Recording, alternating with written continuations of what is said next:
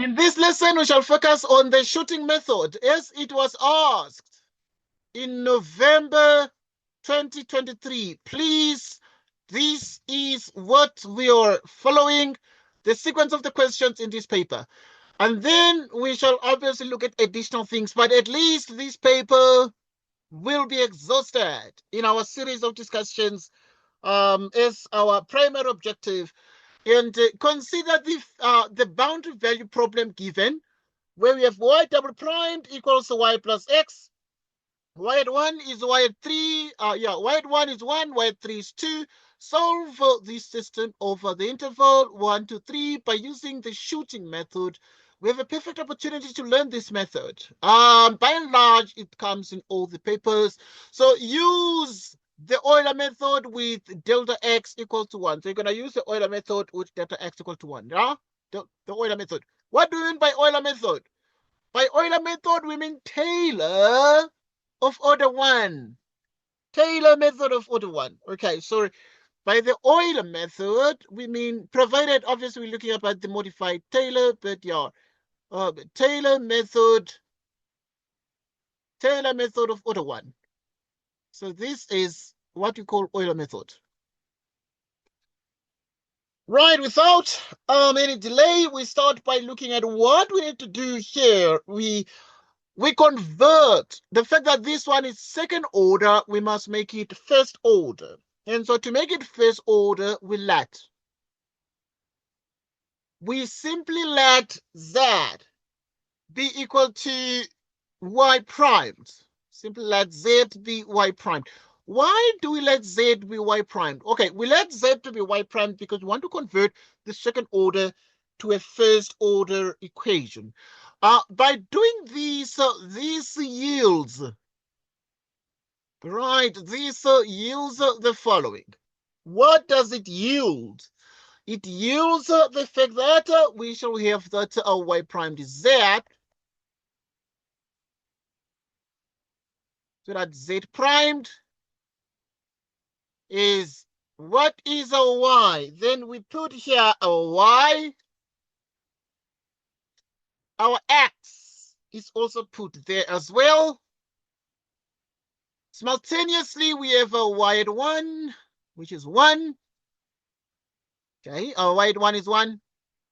Okay, yeah, just getting familiar with this method here. Some of these questions do not look very different at all. Right, so y at 3 is 2.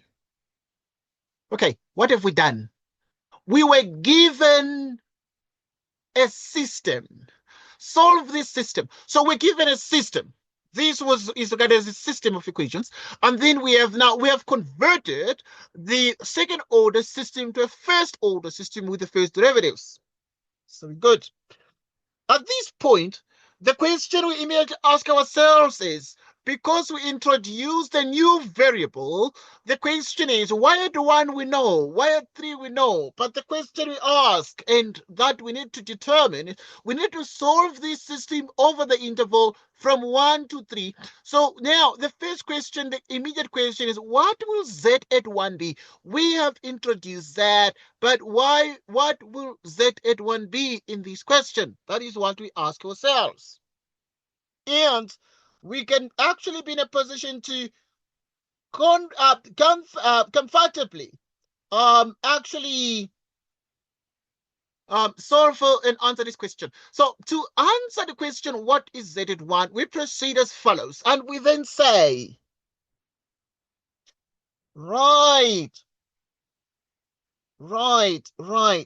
So to actually be in a position to solve this here, we proceed as follows. Right, there are a couple of things we need to take into account, and the things we take into account are the following things. Right, they are the following things. And we continue with our analysis of the question. We continue with our analysis of the questions.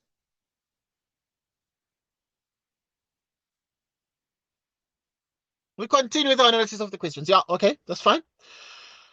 So we actually need to find z at 1. Right, so, and to do that, we need to apply We need to apply, as said already here, the Euler method. So you need to apply the Euler method. Right, need to apply. Right, to apply the Euler, which is what the question said, because it said use the Euler method with delta x equal to 1 to do all these. So we use the Euler method in this case. Right, to apply the Euler method, we need the value of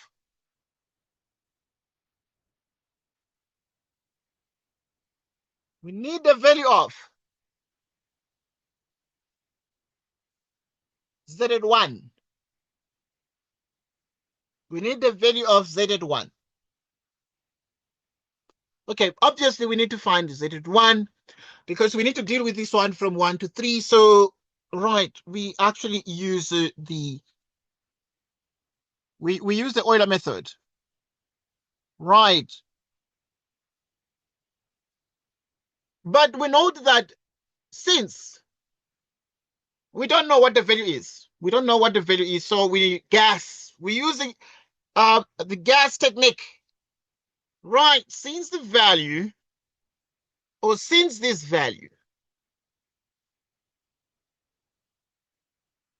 right, is not known,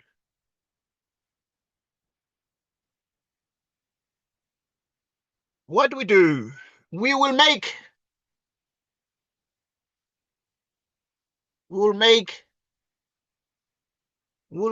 a guess. Right, we'll make a guess at its value.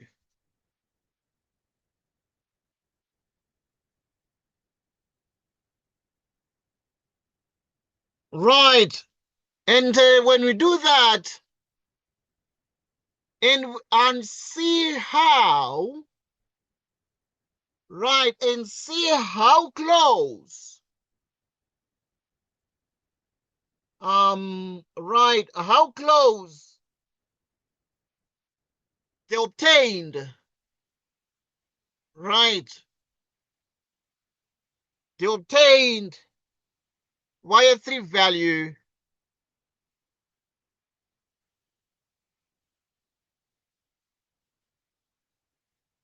is to be required.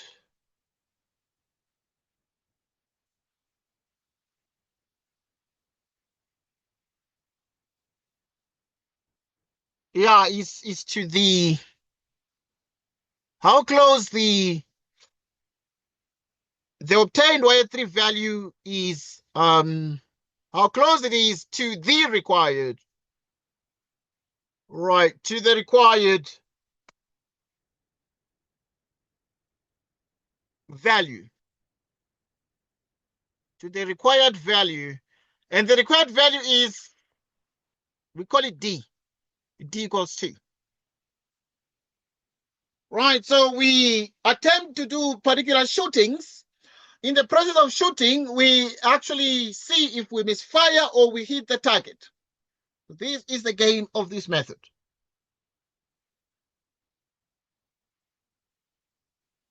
So now we start with guess 1. So to do this, we start as follows and say, let us take,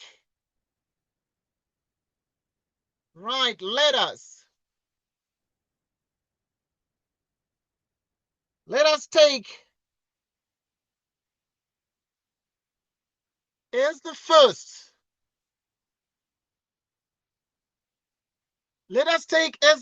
guess.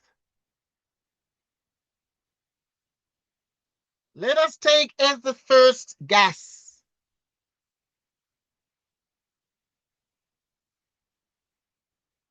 Right, we take guess 1 to be 0. Let us take as the first guess, guess 1 equal to 0. After I've taken guess 1 equal to 0 and solve the system, right, and solve the system 1.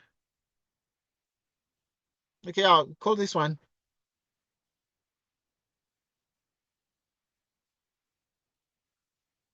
and solve the system 1.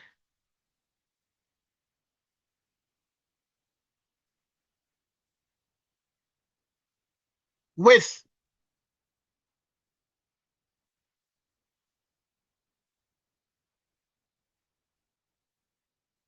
Z1 equals, guess 1, equals 0. Equals 0.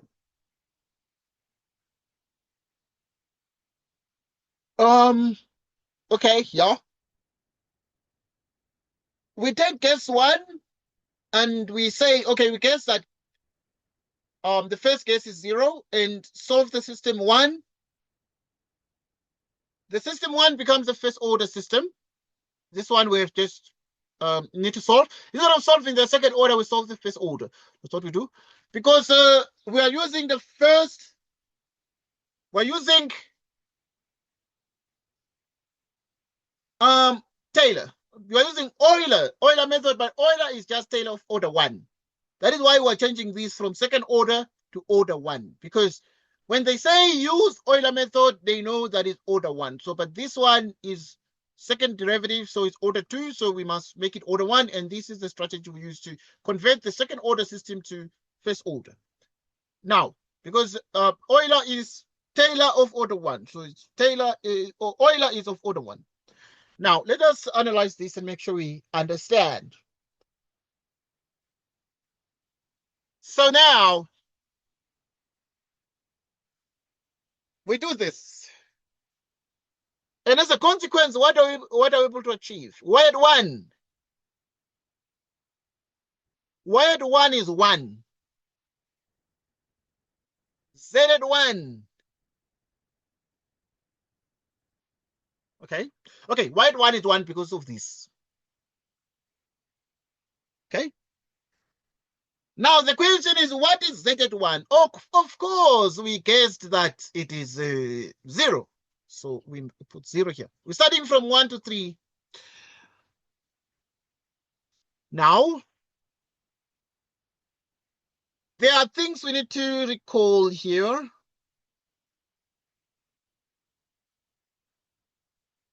Because we are using Euler. So is yn plus 1, yn plus hf of xn, yn. This is Euler. This is Euler. So now, if this is Euler, we're going to do it now as follows. So we'd have to get a y2, but we're going to write it like this because of the notation here. So we're going to write it as y2, then just y sub 2, which is going to be a y1 plus the delta x, and then we put fx1 y1, like so, using Euler. Using Euler.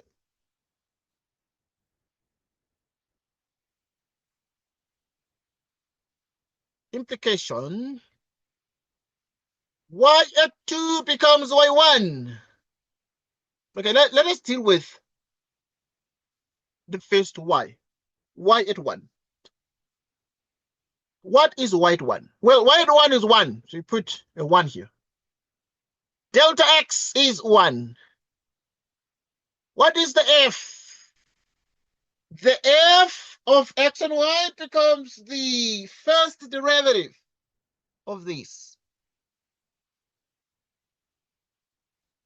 But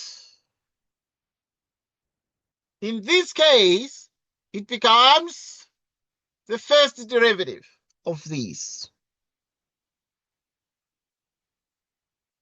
Right, it becomes the first derivative of this. So in other words, the first derivative becomes the following. Yep.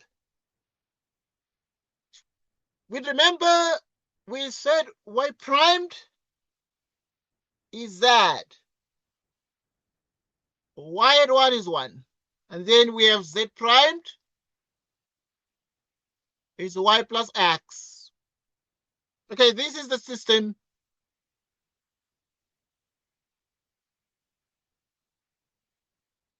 Okay. Right, so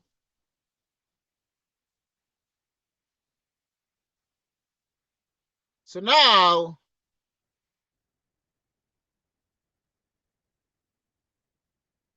what is this now? The f. The f we know very well. We always call it f. Like in this module, it becomes, f, x, and y is y. So it is that. So which means that it's going to be z at 1. We're going to put z at 1 here.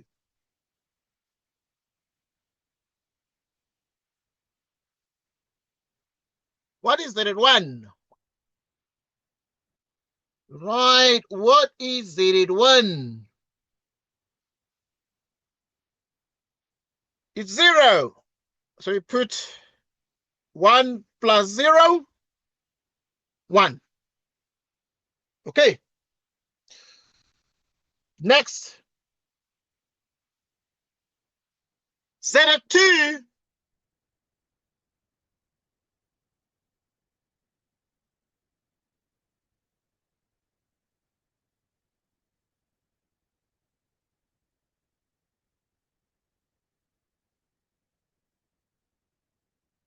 So now z at 2.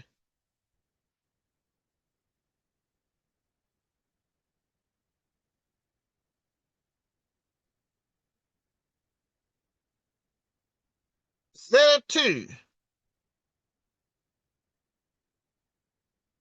So now what is z at 2? Right, we use, in the same way, we're going to use our ordinary Euler. What is Euler? So z at 2, according to this, it's going to become, if this we put z. So z2 is going to be like, if n is 1, this is y2, y1, hf, x1, y1. Z2 becomes z at 1, delta x.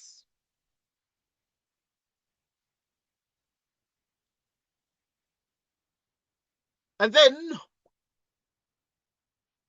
we then have now their new z primed. Okay, the z primed is y plus x.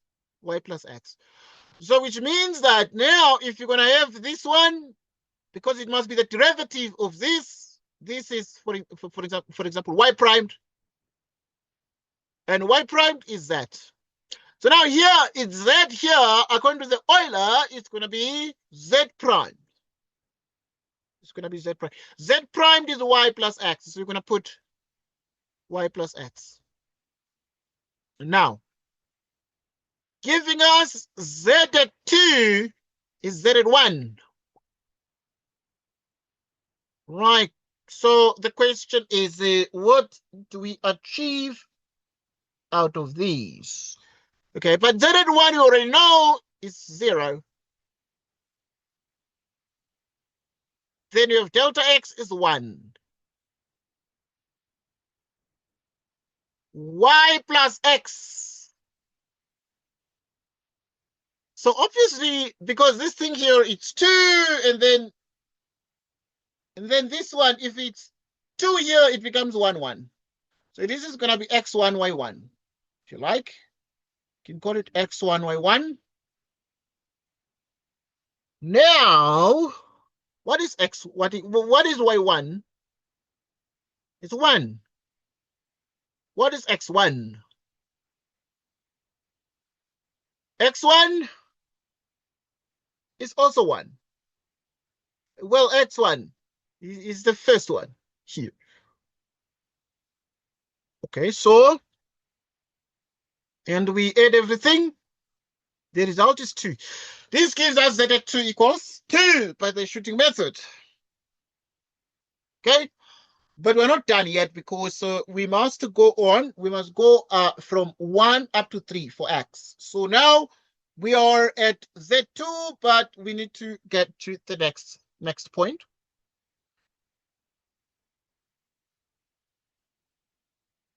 Next point. So we're going to look at y at 3.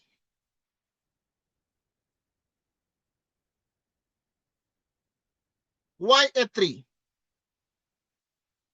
What is y at 3? Y at 3 according to the Euler, because we need to use the Euler method. This is the formula for Euler. There it is. Y subscript n plus 1 is y sub n hf x n y n. So, okay, we're going to use, but if we want to get, this is y1, y2, y3. Okay. Now, y3, if this is 3, which is 2 plus 1, so this is going to be 2. So it's going to be y2, y2, delta x, fx2, y2. What is y at 2? What is exactly y at 2? So this thing here is y at 2 plus delta x is 1. fx2, y2, fx2, y2. The f is actually the same as this. Our f is y prime, so it is z. So now if we are to look at, so it's going to be z2.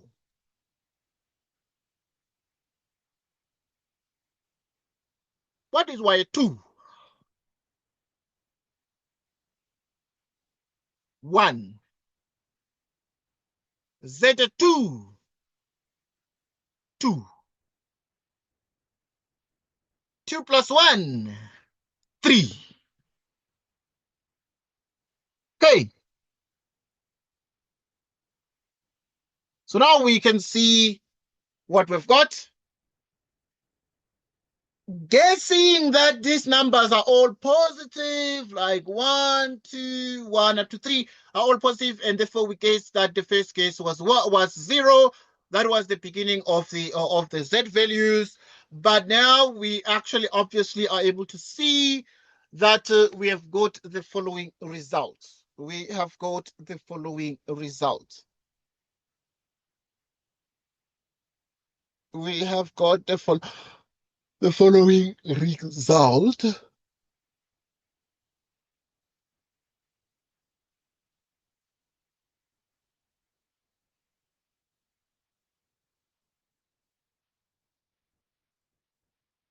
Okay, we'll continue, please.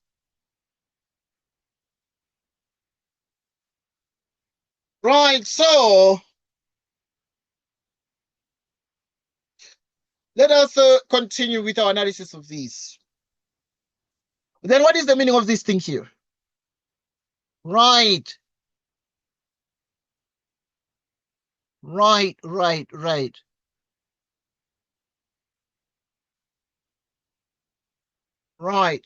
So there's a small note that we need to write here. That's a note. Note. Right. Note the order of calculations.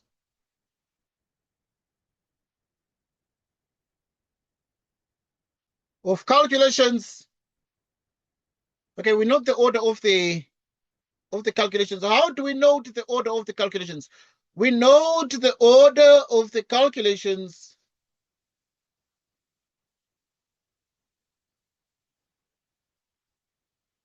we need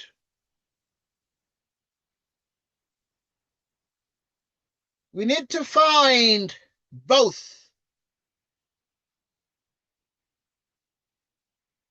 Right, we need to find both y2 and y3. Okay, we need to find both y2 and, yeah, we're discussing the logistics here, and z2, that's what we are saying here. So we need to find y2, like we found y2, both y2 and z2.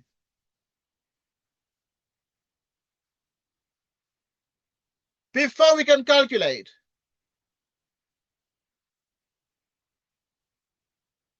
we can calculate.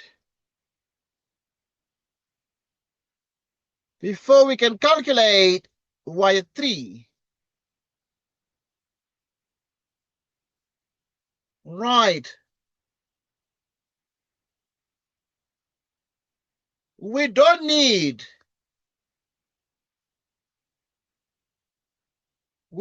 to find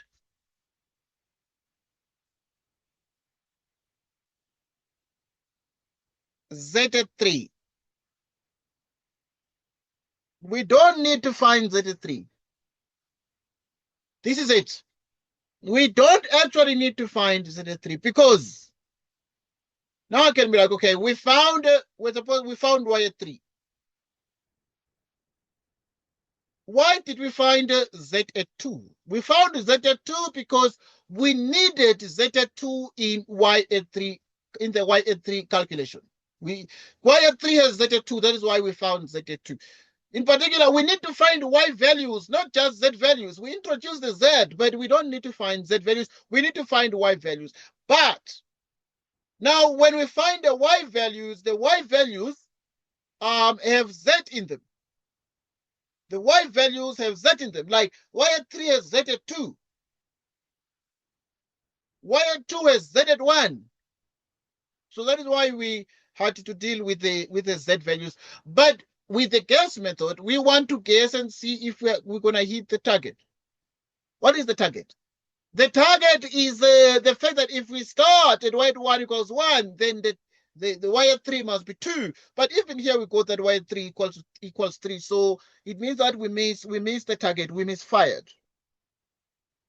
We did not hit the target. So in the process of shooting, we misfired. Now, then what do we say with these things here? Right, we then continue to say the value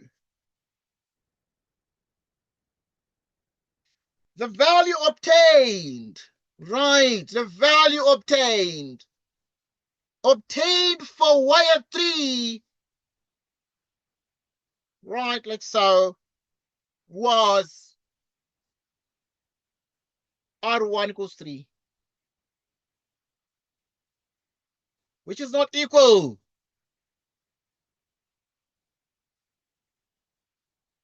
Which is not equal. Which is not equal to the required.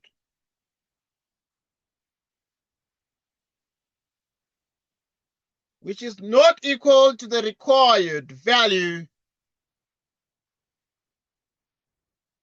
It's not equal to the required value 2. Is not equal to the required value D equals 2. Okay, so the value obtained for y equals 3 was R1 equals 3. We call it R1. We got R1 equals 3. We call it R1.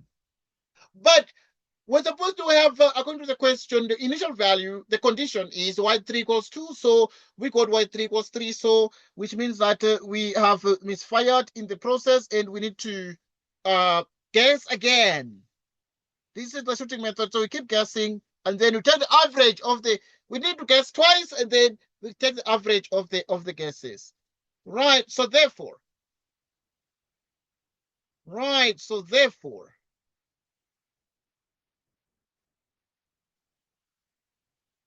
we need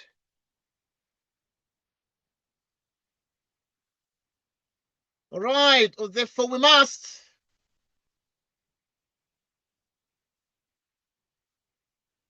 Okay, yesterday we looked at the modified Euler, but today we're using the Euler. So there's Euler, and then yesterday we discussed the modified Euler. And obviously it's very important to compare the two because the modified Euler is an improvement over the Euler. Right, so therefore we must make another gas.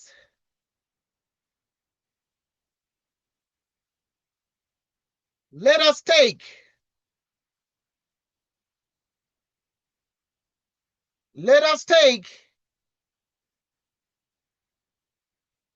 gas 2 to be equal to -1.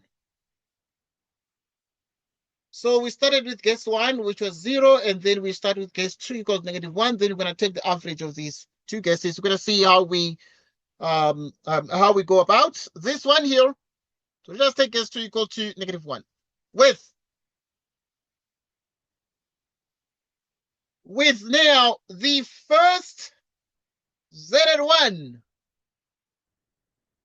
Right, with the Z at 1, okay, we always start with Z at 1. Why we start with Z at 1? Okay, because Z at 1 is going to give us Z at 1.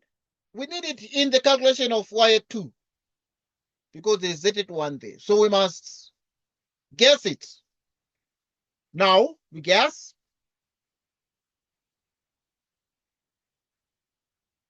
With Z at 1 equals gas 2.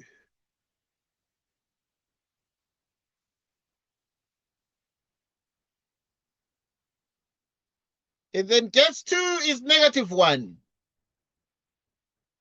Okay, we're guessing now -1. And we started with 0. The calculations, they're going to be calculations that we're going to do. The calculations are, let us look at the first one. Y at 1. And then we have Z at 1.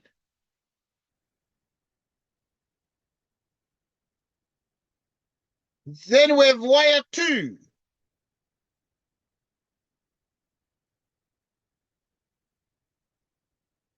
Okay.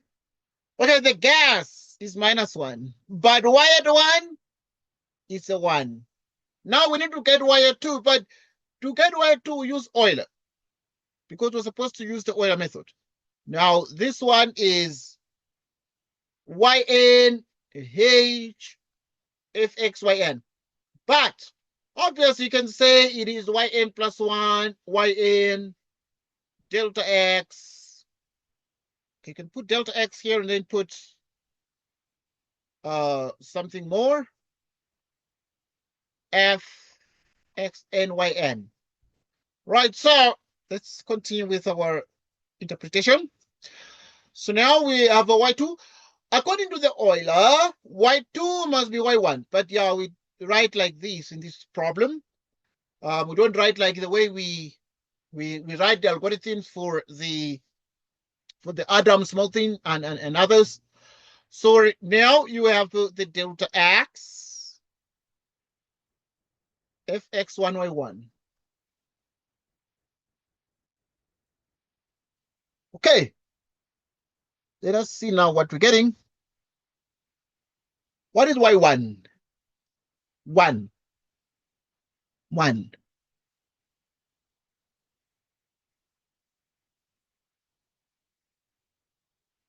So now we have X1, Y1. Okay, yeah, but we need to remember the algorithm that we have formed, the first order. We converted the first order to the second order. We converted Y double prime to Y primed. We got Y primed is Z. Okay. All right, so we got Y primed is Z. Okay, so we put Y primed is Z. And then we have Z primed. Y plus X.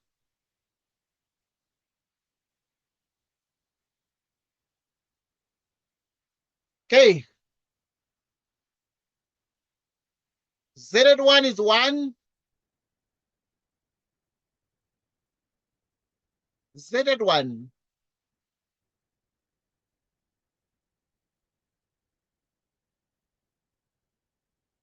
Okay, yeah. This one is white 1. Yeah, white 1 is 1.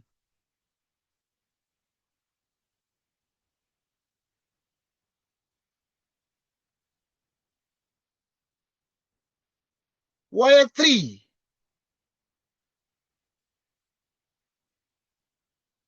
Okay. Now this one is called f xy. The first derivative is called fxy.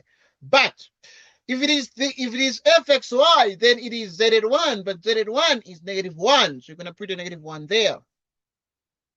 Like so. And then now we have 1 minus 1 giving us a big naught. Like so. Then we're gonna do z at 2.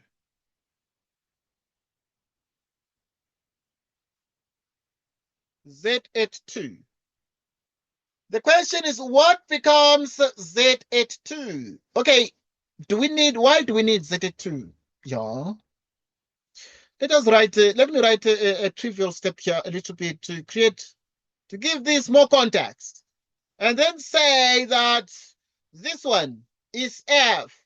F is Y prime, always in this module. Then Y prime is Z. So this one is going to be Z at 1. 1 plus 1. Z at 1 is -1. Is -1. So we continue.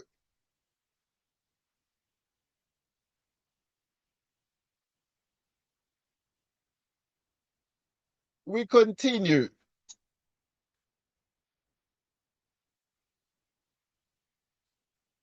Okay, now let's deal with Z2. Z2, we're going to use our Euler as well. Euler 1. Euler is Taylor 1. Taylor for the 1, which gives us Z1 plus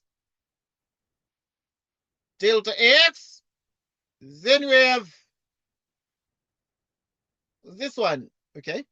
So you must have so it's going to be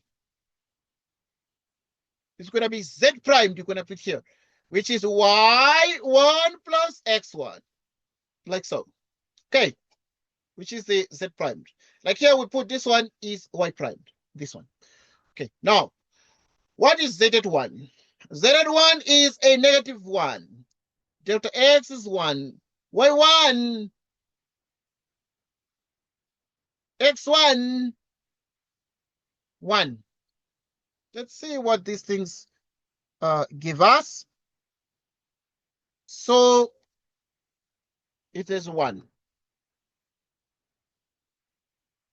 Y at 3.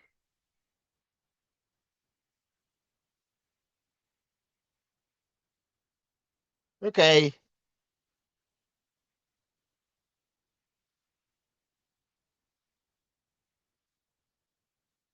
Okay.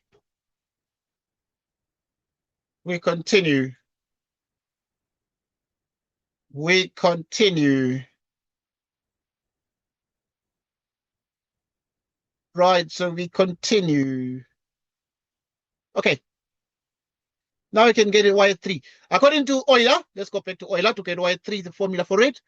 So when we get Y at 3, it's going to be like Y at 2, because if 3, this is Y at 2. And then this one is Y at 3 here. This is going to be 2, 2. Yeah? It's going to be, yeah. Because if this is Y2, this is Y2, this is Y2, X2.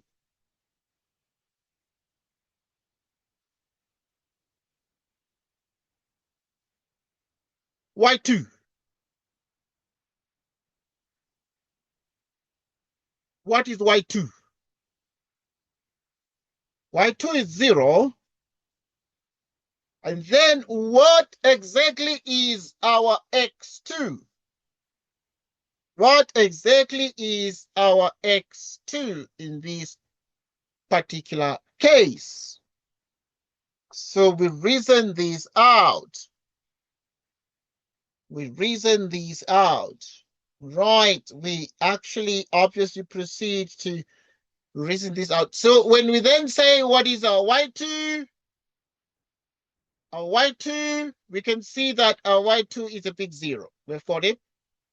And then we're going to put 0, 0. Our delta x is actually 1. And then we deal with x1. Right. And then if we deal with our x1,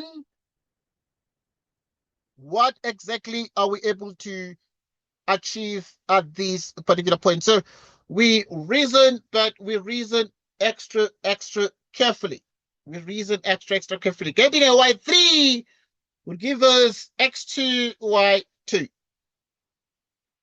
Right. So if it gives us x2, y2, then you then say what is exactly our z, because in this case, if we have a y, a y2, and this in the case of the y would have to be a y prime. That's what I mean here. Okay, it's a small modification I have to do here. Right, there's a small modification you need to do, because in the case of Euler, the z is going to be y plus x, but the y is going to be having y primed. Y primed is z. This is y is going to produce a y primed. So let me just put, I want to put f x2 y2. Right, so which means you can write more y2. Right, so you're going to write y2 here. The delta x is 1, and and then when we have the f, what is the f? F is z. So it's going to be the y prime is z, but it's going to be z2. It's going to be z2. Correct. Like this. What is y2? y2 is 0. What is z2? The 1, giving us a 1. Good. This is so right. But y3 must be 2. So the second case of -1 did not help us, because now we're still misfiring. Instead of hitting 2, we're hitting 1. And we continue to then say, here we obtained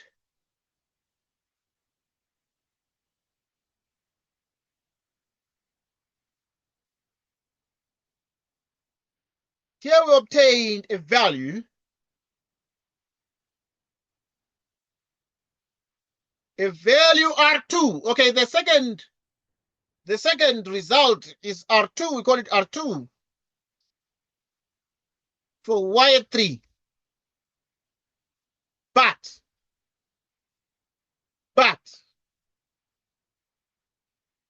again, right, again is not. It is not equal. It is not equal to D. D, the result, is not equal to 2. And therefore,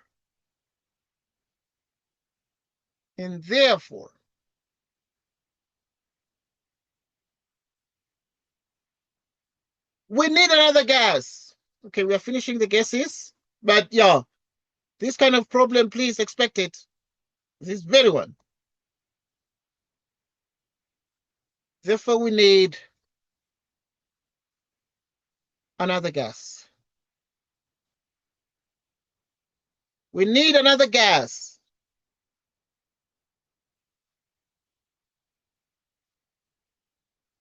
But this time around, we have a smarter gas, an average gas.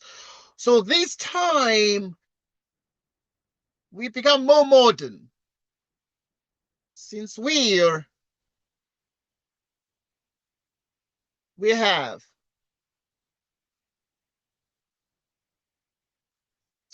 have available.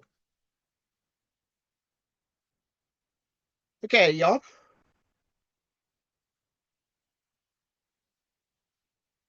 Available.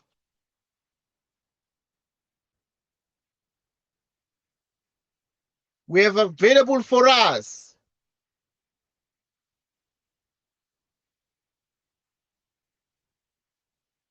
the results of two gases.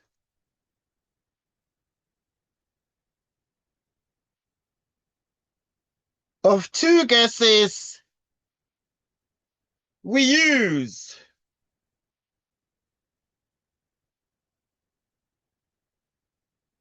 the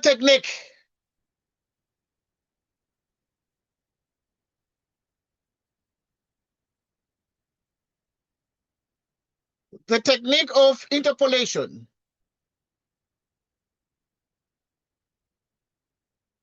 Right, now because we have two gases, this time since we have available for us the result of two gases, we use the technique of interpolation to make a better gas.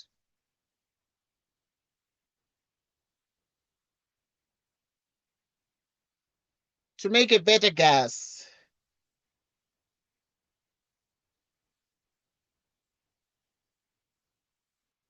The interpolation formula is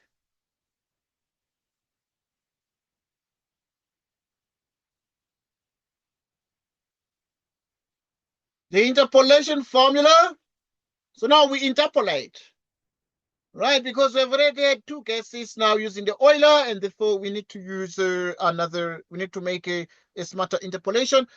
And the smarter interpolation continues as follows.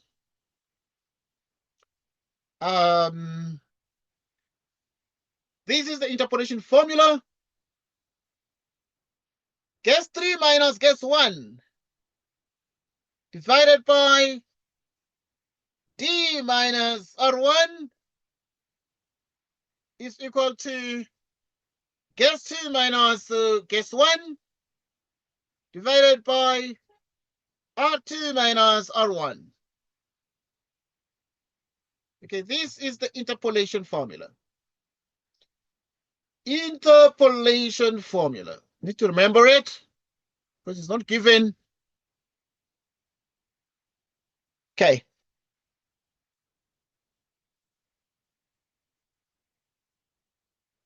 This is the case where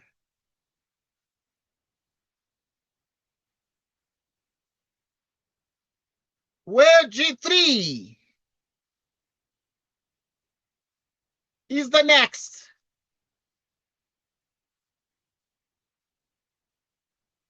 next gas. We therefore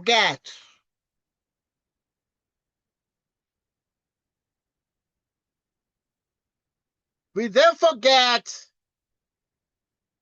gas 3 equal gas 1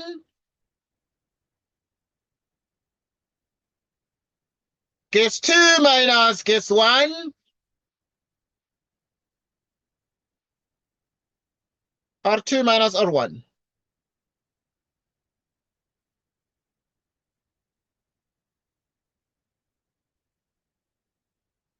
Right. So the value of the next gas is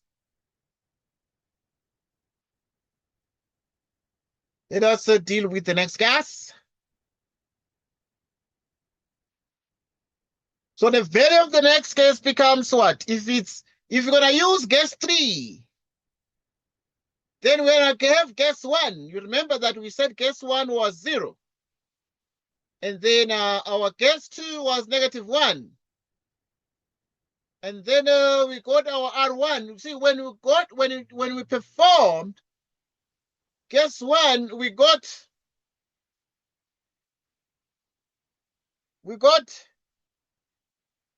R1, which was 3. When we did gas 2, we got R2, which was 1. All right, so this is the data that we have from the gases and the results. We got result 1, result 2 from the first gas. The gas 1 produced result 1, which was 3. Gas 2 produced result 2, which was 1. So now we plug in everything into the interpolation formula. Gas 1 becomes 0. Gas 2 becomes a -1. Gas 1 becomes 0. R2 becomes a 1. R1 becomes a 3. D becomes a 2. R1 becomes a 3.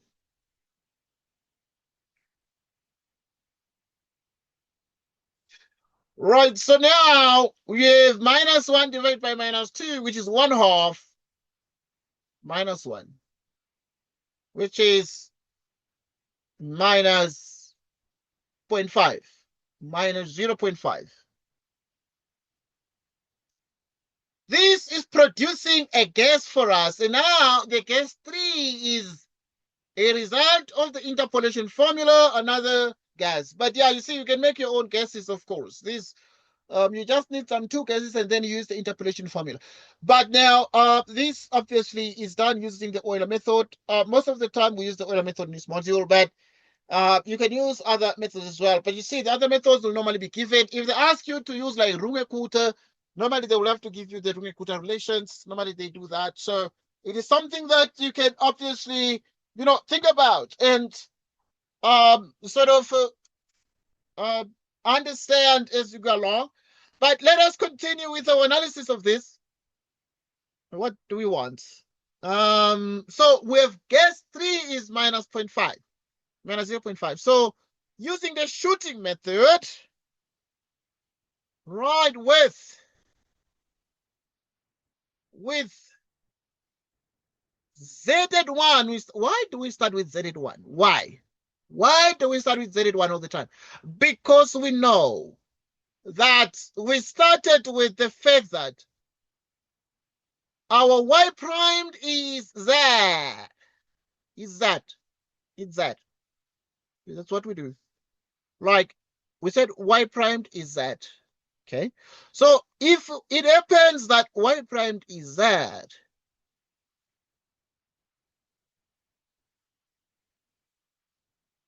Y at 1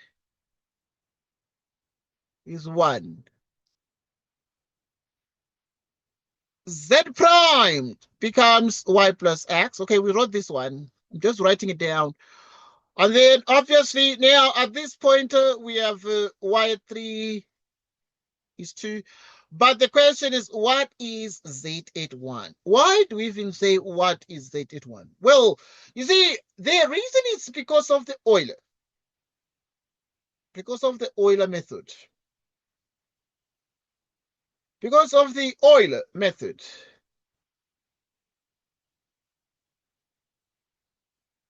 Because of the Euler method.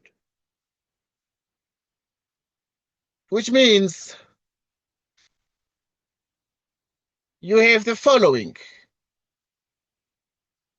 Right, because of the Euler method.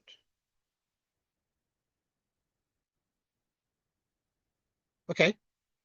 What is Euler? Yn plus 1 is Yn H Fxn Yn. But yeah, this is first order Euler, first order Taylor. First order Taylor.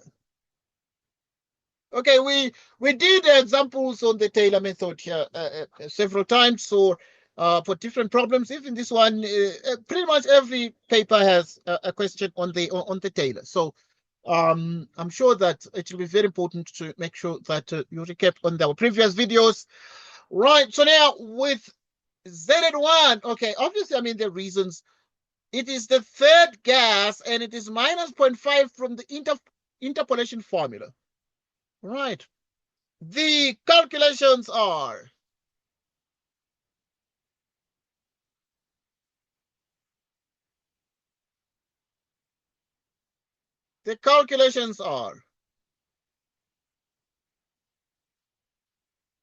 so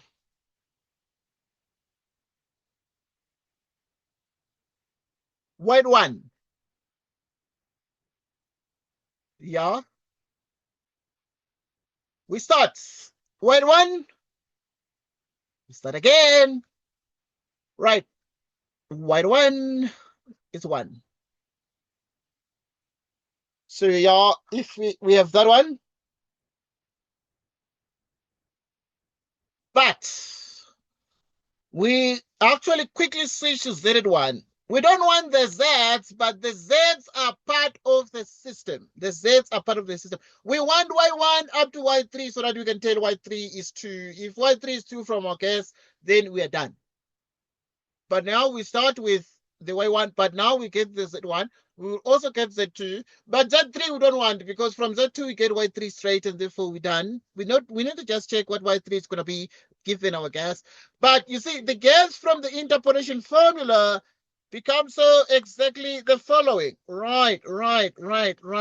So, right, if this is the initial gas in our Euler, we are able to analyze these, and I'm sure therefore that we can be in a position to get Z1 in our computation.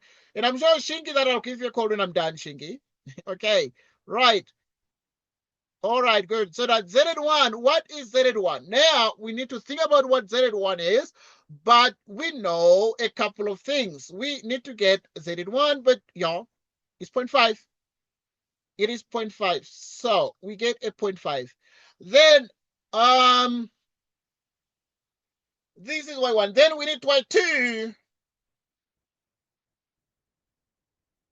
We need Y2.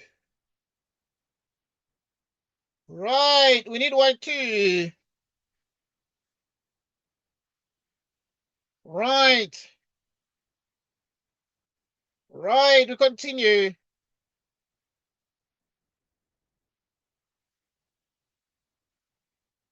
Okay.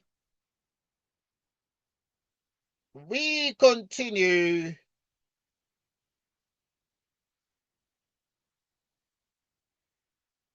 All right. Okay, now we're at Y2. We go back to Euler, please. Euler. Y at 2. Y at 2 is Y at 1. In other words, when n is 1, you have 1 plus 1 is 2, then you have Y at 1. But you don't write the 1 as a subscript. We write it as an argument, okay, in view of this question. And then we have the following. All right. We continue.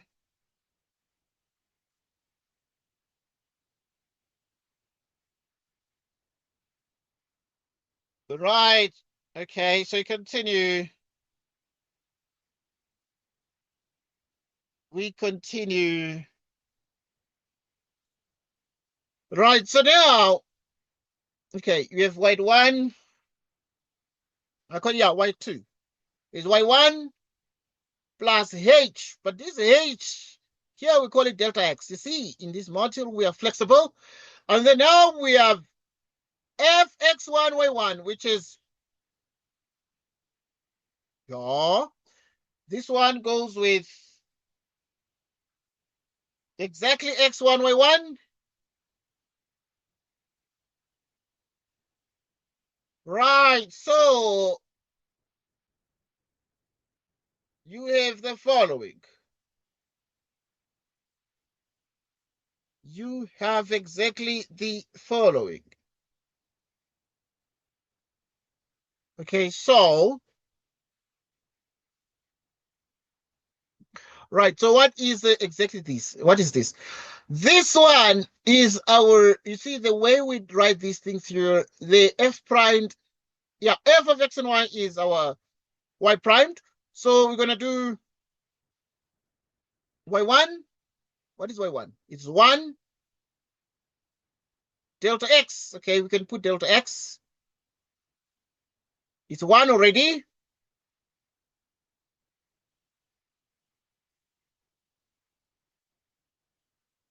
It's 1 already.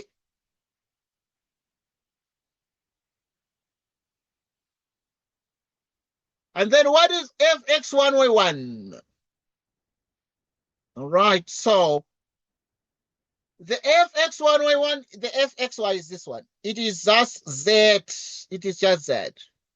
But now then you have z at 1. 1 plus 1. What is z at 1? It is minus 0.5. This is like 1 minus 0.5. What is 1 minus 0.5? Because 1 times minus 0.5 is minus 0.5. 1 minus 0.5 is 0.5. So this is y2. This is exactly y82. Exactly y82. So we continue. Right. We continue. And we check what we've got. We check what we have got. We check what we have got. Okay, let us continue with our analysis. But now that we have got y2, we must get y2 has z at 1. That is why we had to cast the z1 to put here. Because the question we ask, if we introduce a new variable, what is the first value of this new variable? We just introduce that. What was the objective of introducing that in the shooting method? The reason was to try and actually change the second order to first order. Why did we have to change from second order to first order? Because of the Euler method. The Euler method is first order Taylor. So that's the reason. Now we have y2. Let us get z2. Okay, Z2 is going to be obtain the formula. What is the formula for Z2? You use the Euler. So which means that you have Z2 is Z1. Delta X, which is X1, Y1. What is Z1? Minus 0.5. So is X1, Y1?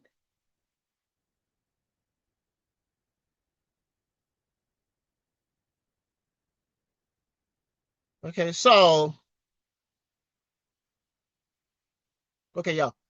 Let us deal with, okay, yeah, what I'm saying is, in other words, this one here, like the y is going to have y primed is f. Z is going to have z primed. That's what we're saying here. It's going to have z primed of x1.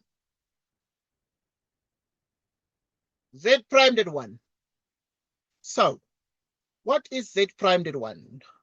Z primed at 1 is going to be y1 plus x1.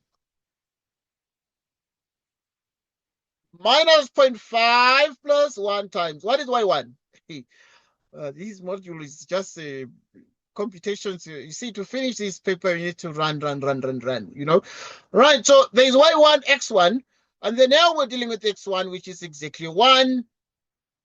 Y1 is also a 1. Like this. Okay. It's 2 minus 0.5, which is 1.5. Let us deal with the next step, which is pretty much a final step for us. So we're going to do y3 now.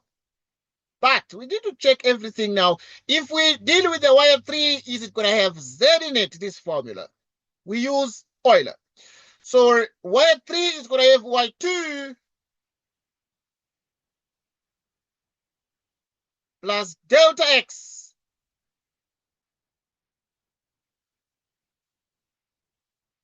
plus delta x.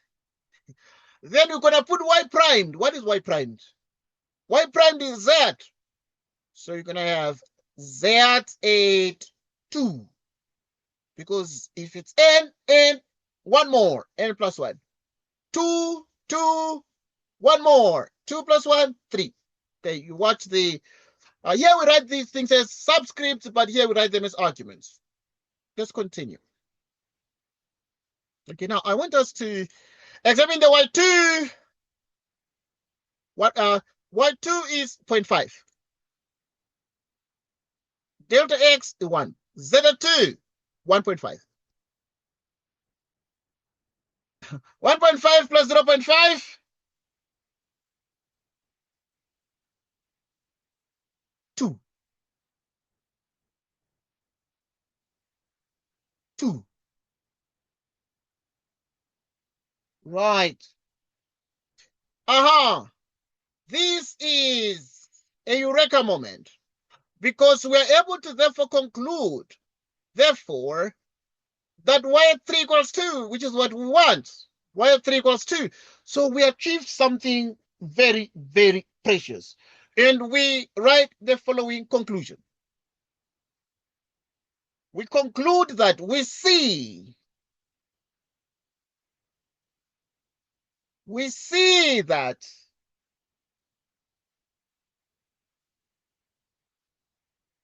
the third gas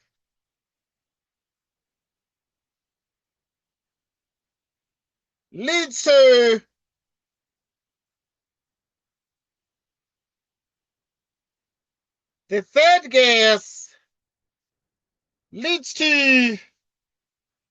the correct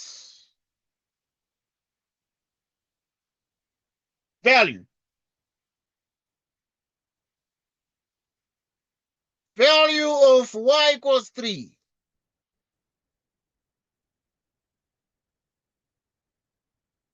Right. The approximate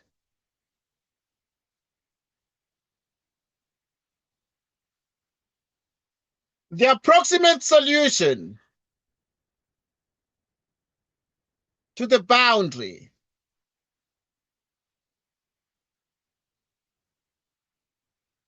value problem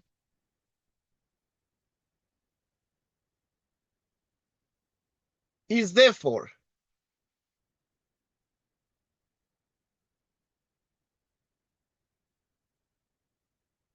y1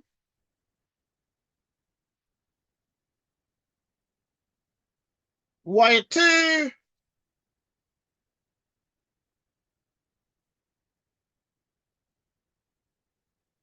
y0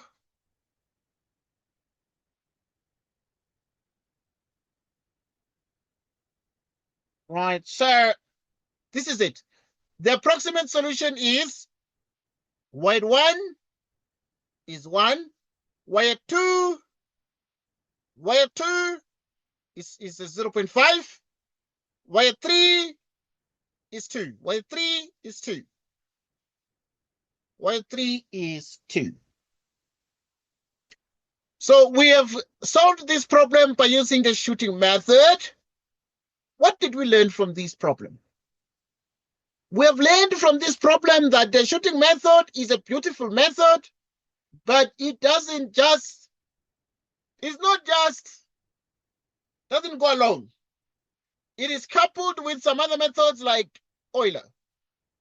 It is coupled with the Euler method, or it can be coupled with the Runge-Kutta. Right, it can be coupled with the Runge-Kutta. Runge-Kutta is like different orders, 2, 3, and so on. So now let us check the next question and practice together. Let us look at what we need to learn, but also what the students in November 2023 had to contend with as questions as we prepare ourselves, obviously accordingly. Let's take a look. We take a look. We take a good look. Right. So as we take a good look, we have a perfect opportunity to analyze the following question. To analyze the following question and see what we can get.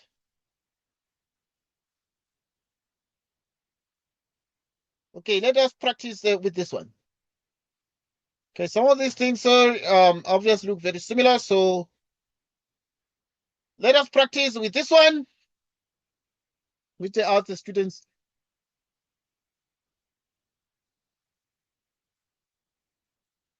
Let's practice with this one. 1. Okay, given the power series, it is in particular what we call given. The examiner would ordinarily have said that given the truncated power series,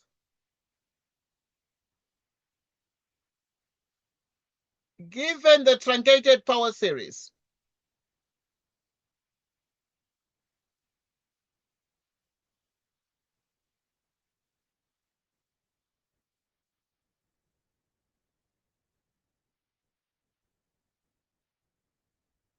given the truncated power series. Okay, let's continue. Yeah, in the chef-by-chef polynomials, t01, t1x, t2 is 2x squared, and so on and so forth. Economize the power series twice. Okay, we're practicing here. So, if we are to economize the power series, we note that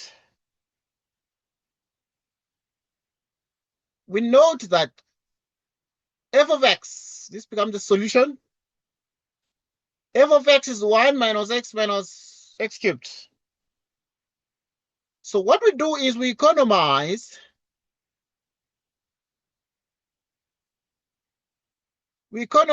ones. We add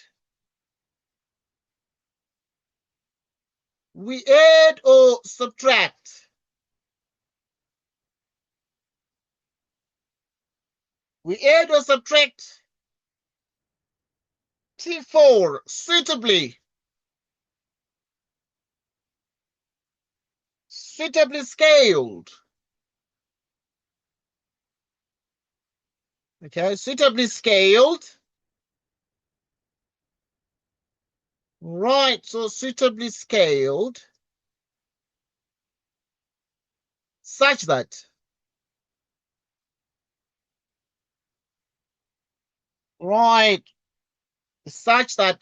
x to the fourth power, okay, such that the x to the fourth power term, such that the x to the fourth power term disappears.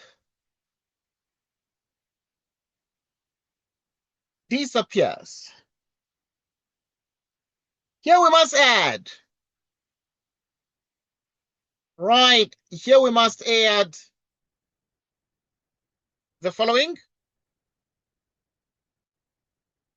Here we must add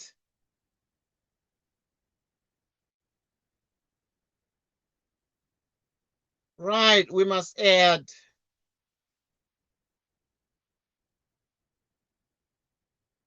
1/2 T4. Okay, let us check this out. So to economize this, we we add or subtract T4. Why T4? Out of the chef-by-chef polynomials, we look at the fact that the highest degree is 3. Right. The highest degree here is actually exactly a 3. So we want to remove this,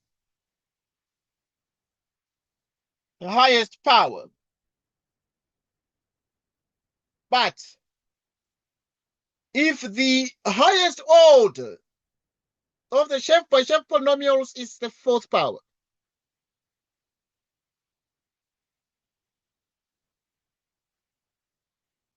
so what we then do is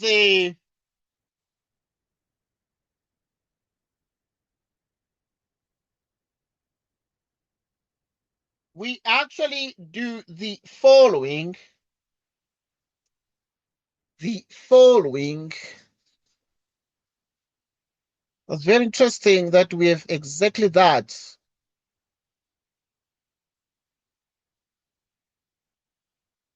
Okay. All right. So we look at these and ponder and reason extra carefully. Okay, but now we're going to look at the fact that the highest degree is cubed. Okay, I want us to organize our ideas very well. The highest degree in F is the cube. So you need to look at where the cube appears, and the cube appears in T3. So you're going to focus on T3 than just T4. Right, so we're going to add or subtract T3 because that is what is going to help us. Right, suitably such that the x to the fourth, x to the third power term disappears. Right.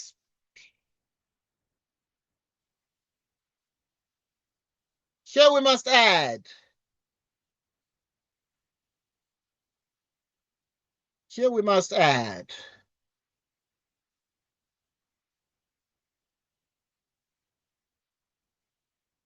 Okay, so yeah, but now we need to be very careful because what must we add? Right, so we actually, because the x to the cube here and this one, and so we must actually add 1/4 T3. Right. And if we do that, so if we do 1/4 T3, T3, we multiply by 1/4 this one, divide by 4, it becomes x cubed minus 3 out of 4x. And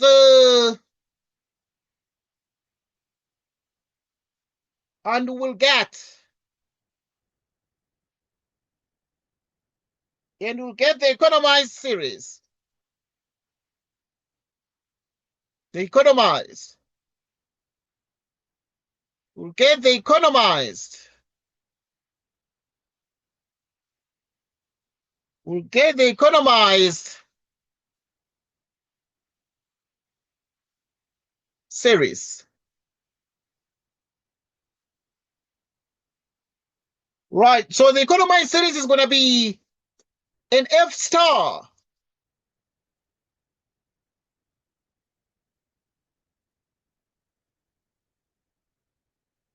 F star x, which is f of x plus a quarter of T3x, which is this f of x is 1 minus x cubed. But you're going to add 1/4 of this, which is x cubed minus the third quarter of x.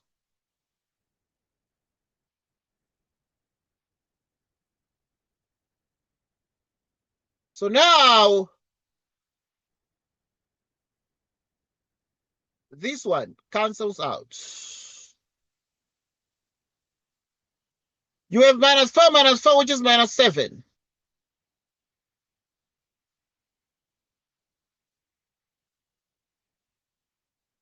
Which is 1 minus 7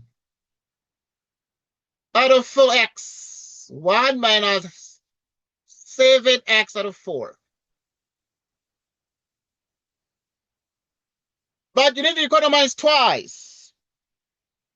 So we continue with the process. So we economize again. So economize. Economize again.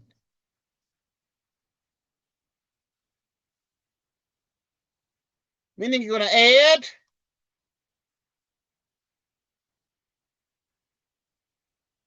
Now we're going to remove the, because the highest power of this one is x. So we must look at the one that is x. And then,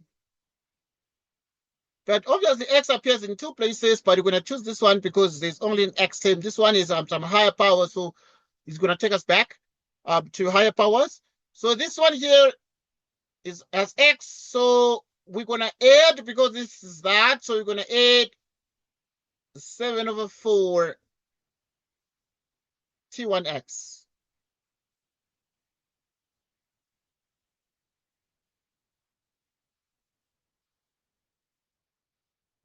Okay.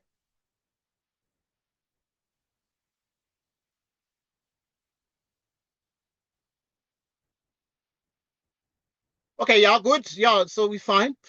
So if we multiply this one by like 7/4, it's going to be, 7x 4. This thing is switching places.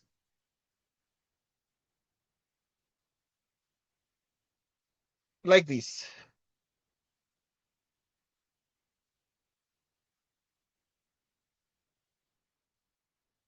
Suitably scaled.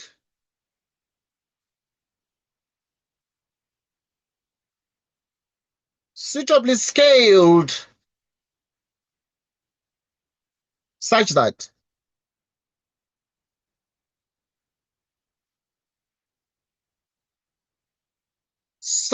the x cubed term disappears.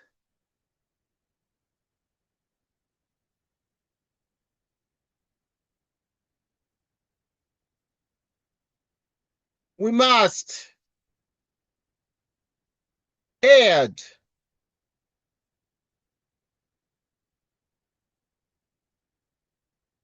right. We must add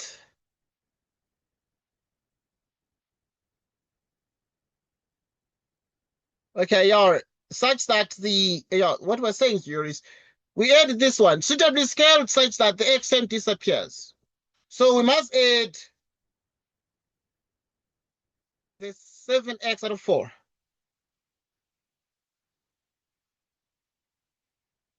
And we'll get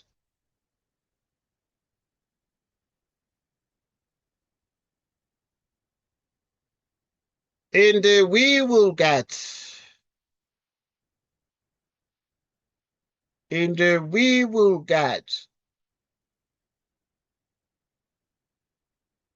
what are we gonna get? All right, we'll get f double asterisk. You would remember that from what we did now, f star is 1 minus 7/4x.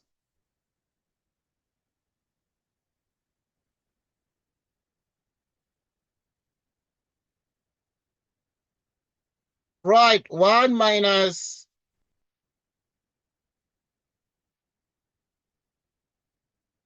f star is this one. But we have already formed 7/4 T1x, which is 7/4 this. So now we actually need to eliminate the x. So we're going to put f star x. Okay, f star x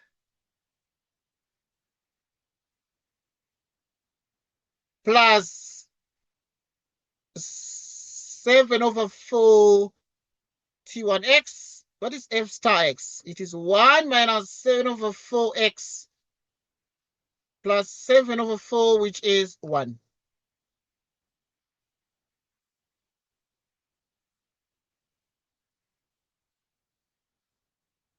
Right, so we'll get this one here. We'll get this one. So we've economized the power series. The process of economizing the power series means that reducing the power, we reduce the x cubed, and then we reduce the x, and then we got the constant term. There it is. There it is. So now we have just recapitulated the notion of economizing the power series, but we move on to the next question. Move on to the next point.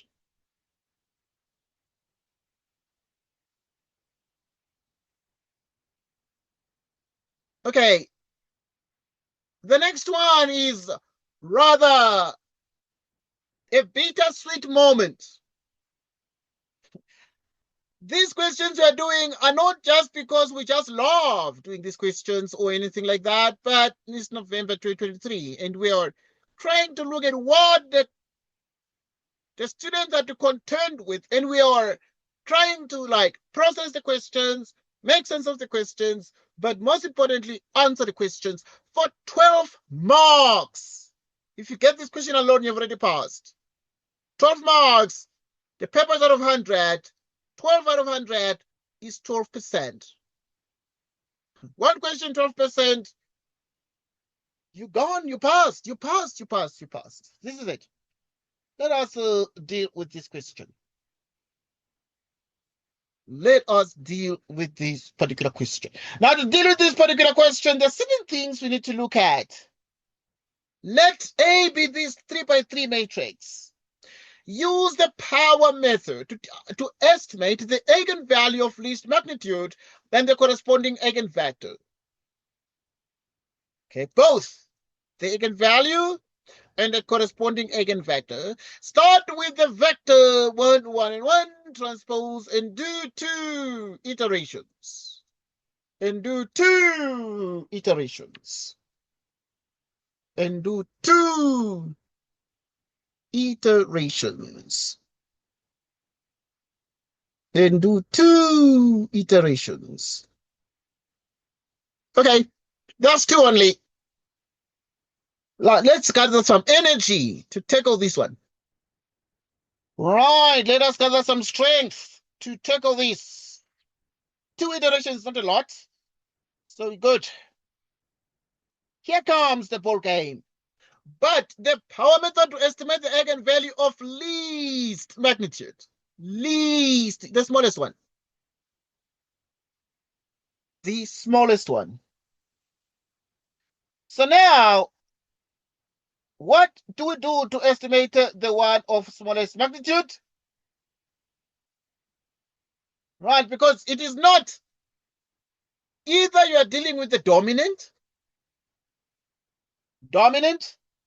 eigenvalue. Okay, the dominant one means biggest magnitude or the least magnitude. Least magnitude. Okay. Right, this was an interesting paper. There you go. Now, I want us to discuss these and look at exactly what obviously had to be done here. But we're going to start with the 1, 1, 1 vector. Right, 1, 1, 1 vector. And then see what we need to do. And try to make sense of every single bit of thing that we have got. And now, to actually be in a position to analyze these very, very carefully, we proceed as follows. Right, obviously, I mean, first things first, what do we do? What do we do? Okay, we ponder on these and make sure that we good. We are so good. We are so good. Okay, let us get started with everything. Now, the least magnitude requires us to get the inverse of this. Inverse of this. So we must get the inverse of this, because if we're dealing with the dominant one, then we use the matrix A. But the least magnitude goes with A inverse. So let's deal with the inverse matrix. deal with the inverse matrix. So we're going to have 1 to 1, 0 to 5, 1 0 minus 1 augment, 1 0 0 0 1 0 0 0 1.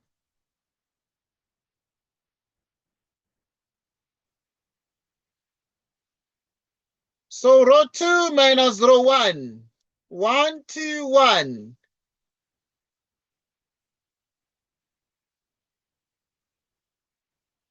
Right, so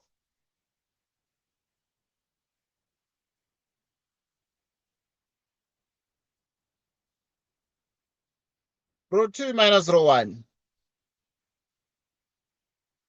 So you have 1 0 0. Okay, now we need a 1 here. So to get the 1 there, you can just take 1/2 row 2, and then we have 5 out of 2, 0, 1/2, 0. Row 2 minus row 1, 0, minus 2, minus 2, minus 1, 0, 1.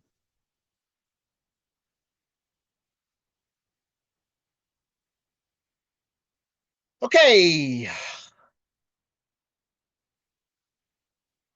Plus 2 row 2.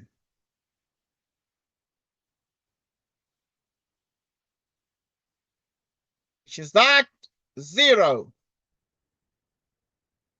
Multiplied by 2 becomes minus 5. Minus 5. Okay, you multiply this one by minus 2, you add, you get 0. Multiply by minus 2, it becomes a minus 5. Minus 5 plus 1, it's a minus 4. And then multiply this one by minus 2, you add, you have a 1. You multiply this one by minus 2, you get a minus 1, you add, minus 1. Multiply this one by minus 2, you add, you get a 0.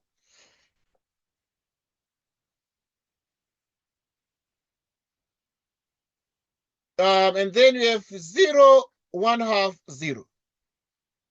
And then you have 0, 0. You multiply this one by 2 and it becomes 5. You subtract 2 from 5, you get a 3. Multiply by 2, you get a minus 1, 1, 1.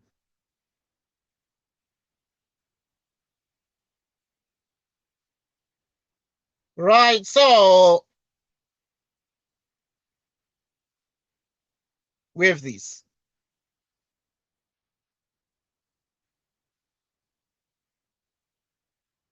One over 3, row 3. So it's minus 1 over 3, 1 over 3, 1 over 3. So it is 0, 1, 5 out of 2, 0, 1/2, 0, 1, 0, minus 4, 1, minus 1, 0.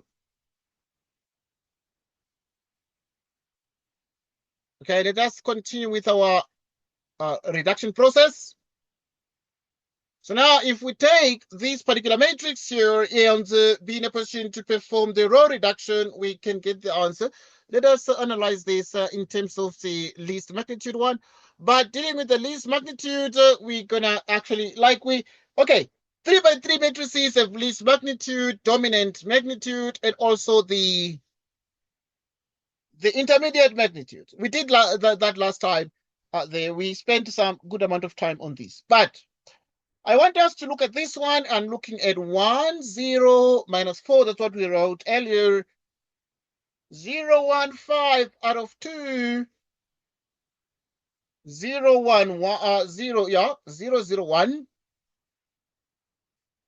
1 minus 1, 0. 0, 1/2, 0. Minus 1/3, 1/3, 1/3. Right, so now we continue.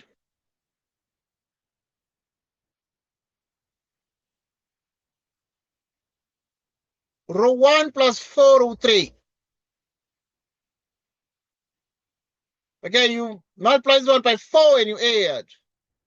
minus 4 over 3, 3 over 3 is minus 1 over 3.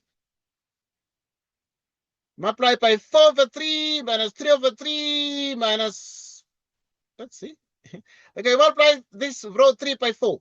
Multiply by 4, it's going to become minus 4 over 3 plus 1, which is like 3 over 3 minus 1 over 3. This one, 4 over 3 minus 3 over 3, which is 1/3. Multiply by 4 over 3, you add to 0, you get 4 over 3. Good. Row 2 minus 5 over 2, row 3. So you add, you get 0. You add. Okay, this one is going to be minus 5 over 6. Multiply this one by this one.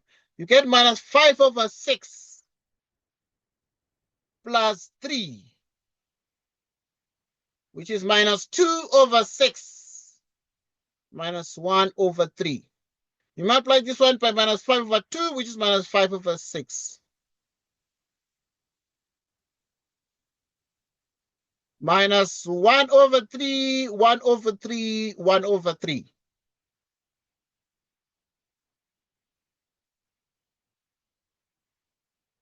Which is that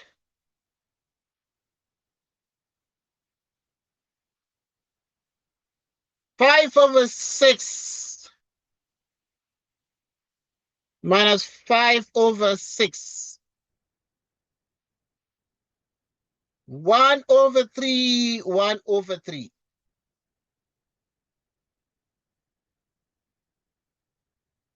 Okay, this is the inverse. So if this is the inverse matrix, we have got that if this is the matrix, then this is the inverse matrix. I want us to take this inverse matrix and make sure that it is correct before we use it to actually estimate. So we note that if A is this one, then the inverse matrix is minus 1 over 3. 1 over 3, 4 over 3.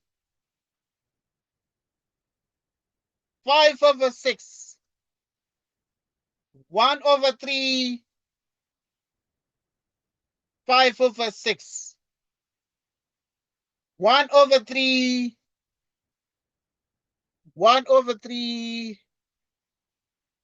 1 over 3. 1 over 3. Okay. Let us reason this out together. But now, first things first, we need to make sure that our matrix is correct. So for a split second, I'll just be reflecting on each entry, but also to make sure it's correct, you multiply this with that. And if you multiply A by the inverse, it must give us the 1, 0, 0, 0, 1, 0, 0, 0, 1. That will confirm that the inverse matrix is the correct one. Okay, but obviously we can with so much ease do that. So we have this here. I'm just pausing to check this so that obviously we didn't continue with the correct matrix, but also we don't spend a lot of time just multiplying matrices here, because that is not what the question wants. The question wants us to conduct estimates. So we actually need to deal with the estimates, and therefore we're good. Let us check everything out. Minus 1/3, 1/3, 4/3. 5 out of 6 minus 1/3 minus 5 out of 6. Minus 1/3, 1/3, 1/3. Good. So the inverse is correct. The inverse is super, super correct. Right. Since the inverse is super, super correct, would actually be in a position to get the following result. Let's continue now. The inverse has been confirmed to be the correct matrix inverse. So if it is the correct matrix inverse, what then do we do with this? So we ponder on this. We ponder on these. We ponder on these. Right. We ponder on these. 1/12. Okay, yeah, we are going on. You're going on, but we need to process every single bit of thing carefully. We take this matrix. Okay, we're gonna do two iterations, like in an exam. Under exam conditions, it's not the whole day that you are there in the exams, or you have minus 1/3, 1/3, 4/3. 5 out of 6 minus 1/3 minus 5 out of 6. Minus 1/3, 1/3, 1/3.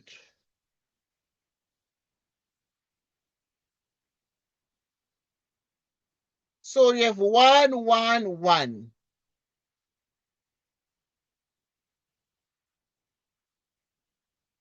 Okay. Let us multiply this here. So we multiply these with these with these with that. But all of them are like base 3, 3, 3, like denominator 3, 3, 3. So you're going to multiply these. It's going to be like minus 1/3 and 1/3 is going to be 0, giving us exactly 4/3.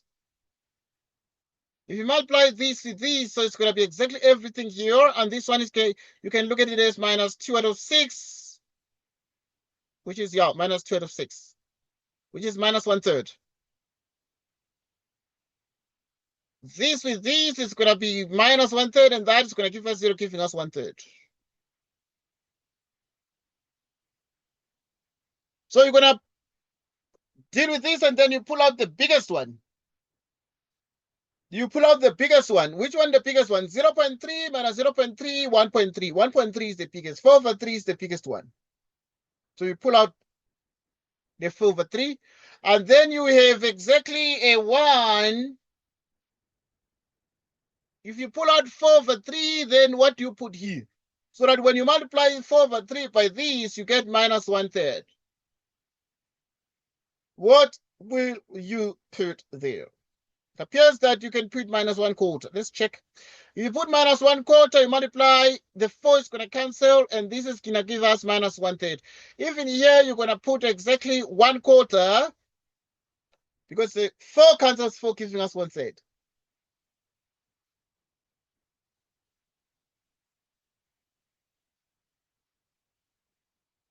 Right, so we continue.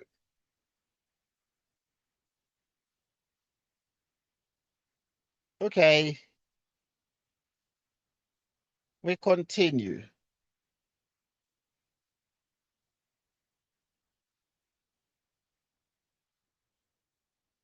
Right, so if this is the case, we take, so we can write this thing as 1.3333, like 4 decimals. 1 minus 0.25, 0.25.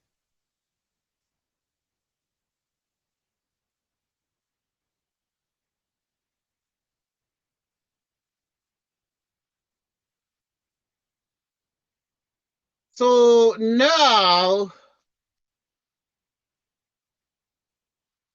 we then are able to get exactly the following. We're then able to get exactly the following. Right. We're exactly able to get the following. Okay, we continue, please. So now this is the first iteration step, and then we're going to do the second iteration. But obviously, during the second iteration, we continue with the use of the matrix inverse. Continue with the use of the matrix inverse. So we're going to take, okay, we remember that the inverse of the matrix A is actually exactly minus 1/3. 1/3. 4/3. Okay, this is the inverse of the matrix. We did it together. 5 out of 6 minus 1 out of 3 minus 5 out of 6 minus 1 out of 3. The least magnitude is done with the matrix inverse. Okay, now what is this? We take the matrix inverse that we've got. 4 out of 3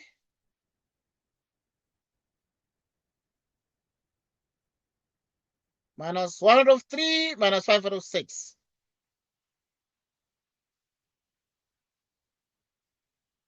1 out of 3. 1, 1, 1. Okay, yeah, but we used the 1 on 1 before. Now we use the previous one. We use the one we've got. So we're going to use this one. So you can use this one. 1 minus 1 quarter, 1 quarter. 1 minus 1 quarter, then 1 quarter. Okay, 1 minus 1 quarter, then 1 quarter. 1 minus 1 quarter, then 1 quarter. Good. And then now we're going to get the answer to this. But if you do, okay, let me see if I can do this one here. Okay, now we multiply minus 1 by 1. We get minus 1/3. 1/3 by this is minus 1/12. And then this one and this one is 1/3. Okay, because multiply this by this, you get minus 1/3, minus 1/12, 1/3. Minus 1/12. Minus 1/12. Multiply this with these. 5 out of 6. 1 out of 12. 5 out of this by this is 5 out of what? Minus 5 out of 24. So what is this? It's 24. And this is 20. This is 2. And this is 5. And this is 13 out of 24.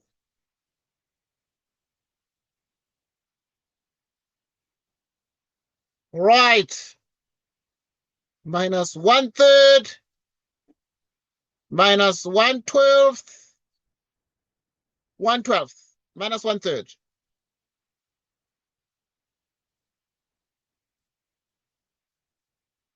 Right. So we continue.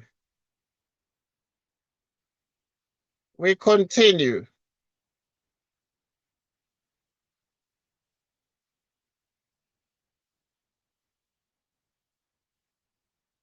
Okay. We pull the biggest one. Which one is the biggest one? This one is 0.3. Okay, we shall work out what 1 over 12 is. But, okay, a little bit tricky. These numbers. So what we'll do. Okay, yeah, first we need to check these things. What is 1 divided by 12? Okay, we just compare these numbers. We want to see which one is the biggest one. So minus 1 divided by 12 is minus 0.0833 recurring. What is 13 out of 24?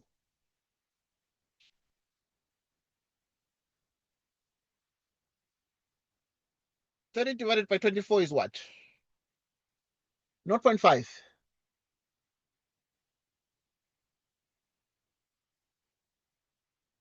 What is 1 divided by 3? 0.3 recurring. So the biggest one, 0.333, and so on. So the biggest one is 13 out of 24. You must pull out 13 divided by 24 because it's the biggest one. And then if you do that, you get the following. Okay, now we have that. Okay, so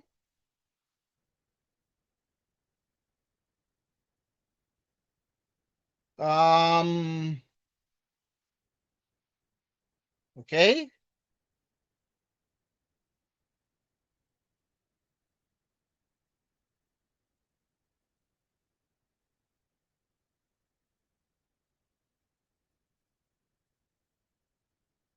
All right, so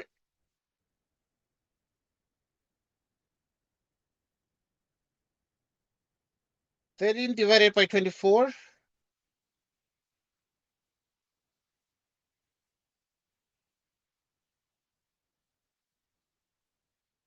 Right.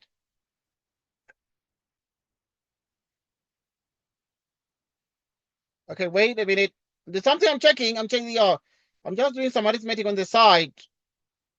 Just to ascertain that everything we're doing is fine and there are no mistakes. Just checking, and then we're going to be right back. Just finishing.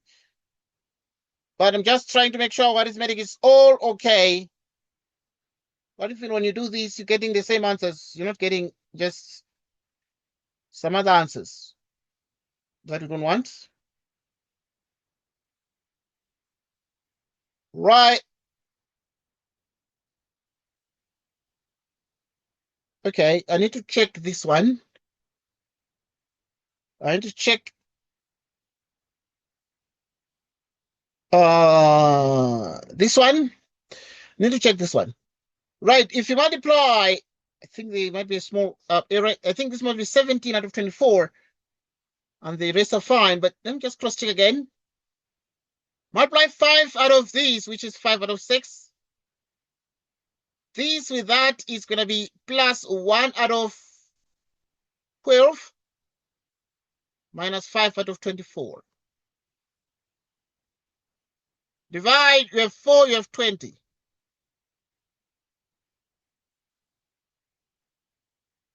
Yeah, you see, that's just the reason.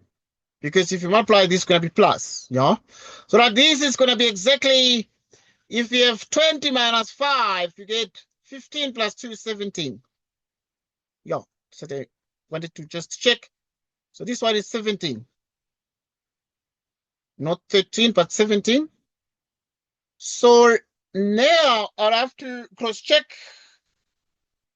What is 17? Okay, now we are checking this one. 17. And then we divide 17 by 24. How big a number is? Because we're looking for the biggest number. 17 divided by 24. 0.7. Yeah.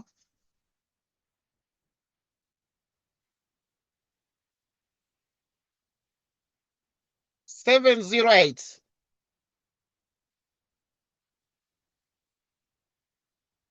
So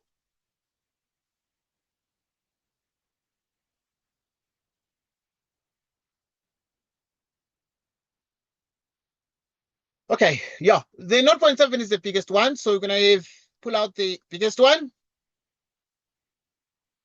So we're gonna have this one 17 out of 24. Good. Now, if you pull out a 17 out of 24, you're gonna be left with 1 in its place. So if you multiply this one minus 1 out of 3, you multiply it by 24 out of 17. 3 goes how many times in 24? Minus 8 out of 17. If you take minus 8 out of 17, you multiply by 17 out of 24. It becomes minus 1 out of 3. Because 17 cancels, 8 goes how many times in 24? Minus 1 out of 3. So it means that, therefore, this one is minus 8 out of 17. Because if you say 17 out of 24 times minus 8 out of 17, you get minus 1 out of 3. So, okay, we're playing with the numbers. If we factor out 17 out of 24, it's like multiplying the number 17 out of 24 times 17 out of 24 times 1 out of 3. So if you say 17 out of 24 times minus 8 out of 17, you get minus 1 out of 3. So okay, we're playing with the numbers. If we factor out 17 out of 24, it's like multiplying the number is like multiplying the number minus 1/12.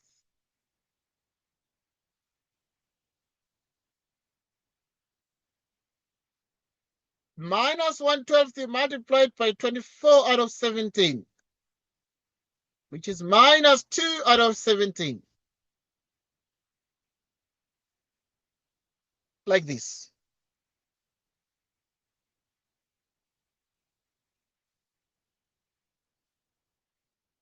So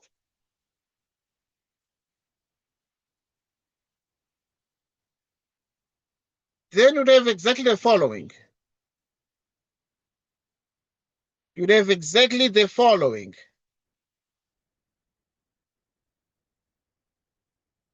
Okay, yeah, we have this. Okay, this thing with the two iterations, then we're going to do, yeah, we're dealing with 17. Okay, 17 out of 24, then we do the estimate.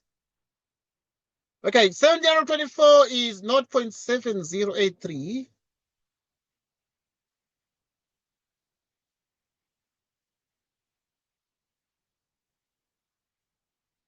So 2 divided by 17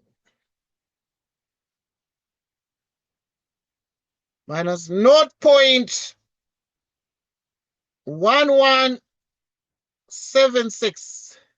1, just dealing with some decimals. 8 divided by 17. 0.4705. Like this. So now we can go on and then say, after 2 iterations, because they said 2 iterations, after 2 iterations, we estimate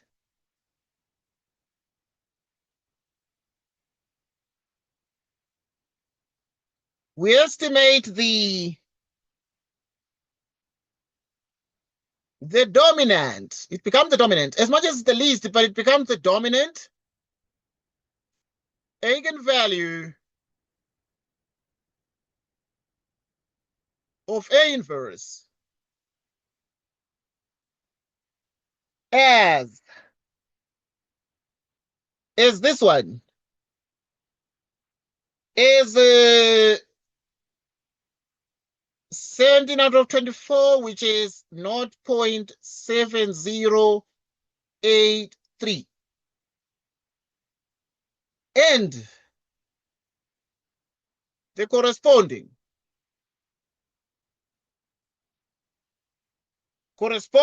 eigenvector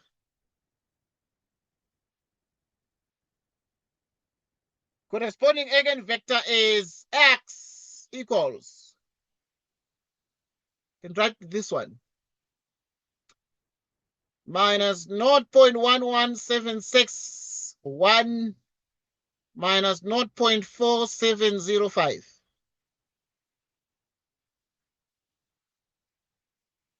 So now this one is the dominant one of the inverse, but we're not done yet. And then we then say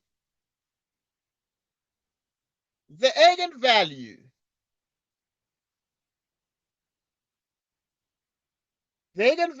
of least magnitude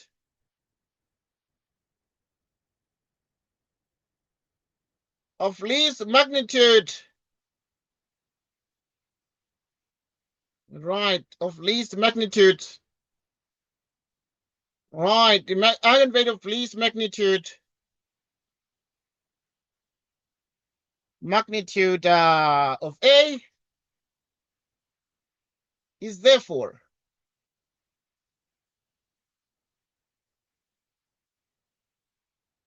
lambda is 1 divided by it's 1 divided by these, so it's 1 divided by 17 out of 24,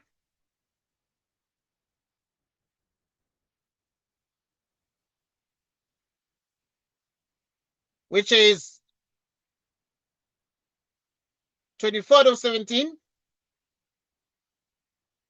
which is the same as saying 1 divided by 0.7083. Right. 1 divided by 0.7083. 0.7083. Okay, you divide by these two.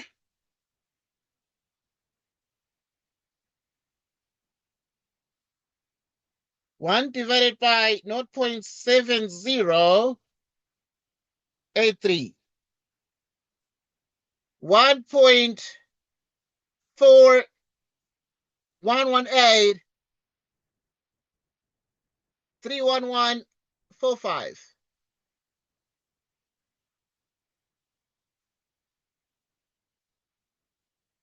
Right. And the corresponding eigenvector is, okay, so you deal with the corresponding eigenvector, which becomes this one, which is minus 0.1176.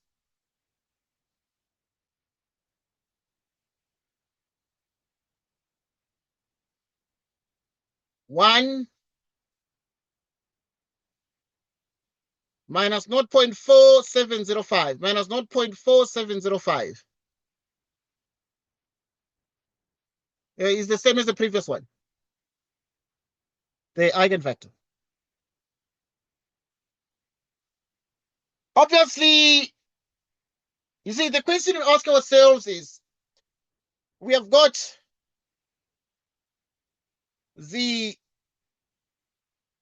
eigenvalue of least magnitude, because that's what they want. Estimate the eigenvalue of least magnitude. But the question is, still remains, how far is this one from the actual eigenvalue? If it is 1.411, what is the eigen? So we need to do a quick check on this one. Okay, yeah, we're finishing, but yeah, we need to do a quick check. So we're going to go back to the roots.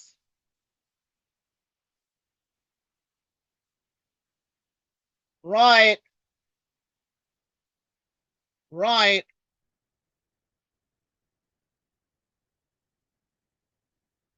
You're going to actually be in a position to do this one here.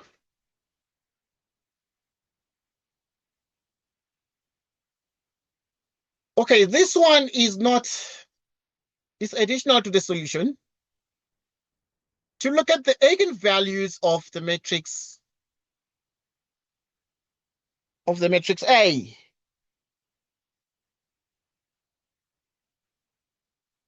Yes. Okay. Right. So we're going to look at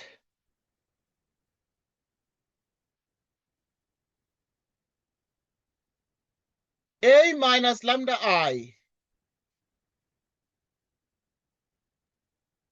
1 minus lambda 2, 1, 0. 2 minus lambda 5, 1, 0. Minus 1 minus lambda. So in the end,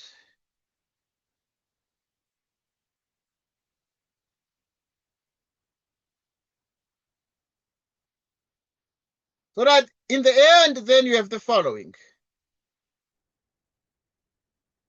Right, so you're going to expand along this. Doesn't matter. You're going to expand along this column. Positive, negative, positive. Right, getting 1 minus lambda. If you block this and that, you have 2 minus lambda 5, 0 minus 1 minus lambda. Right.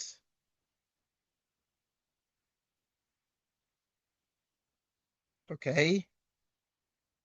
Now you come to this one. So you're going to block this and that. 2, 1, 0 minus 1 minus lambda. plus 1. 2, 1, 2 minus lambda, then 5. It must be 0. 1 minus lambda. This times this is 2 minus lambda minus 1 minus lambda. Okay, I'm just checking the eigenvalues. It's not compulsory because we don't need these kinds of eigenvalues. We estimate using the power method like we've done, but the answers need to be pretty much the same. So we learn this answer and we learn this one first in linear algebra. So we learn this one in linear algebra, but we use it here. So now, yeah, we're just verifying here. 2 by 5 gives us a 10 minus 2 plus lambda. Okay. So this is what we get. So now, this becomes, if you multiply this with that, and then 10 minus 2 is exactly what? 8.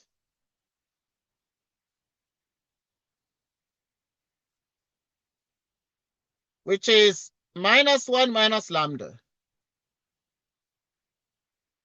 8 plus lambda equals 0.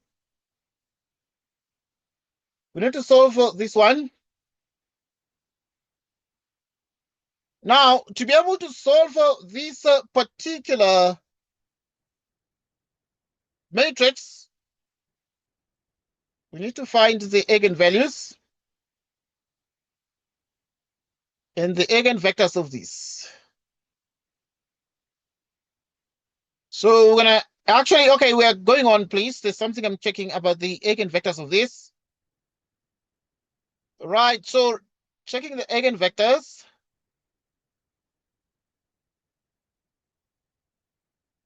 Right, so we're gonna have the eigenvectors of this. Right, shall be here. Okay, yeah, we're still here. Is something I'm checking quickly, and then we're concluding. I can see the time also, etc., etc. I'm able to see all that. 121025, that. Right, obviously you have exactly this here. You see, if you multiply out everything, pull out the negative, you have 1 minus lambda, 1 plus lambda. 8 plus lambda. 1 minus lambda squared.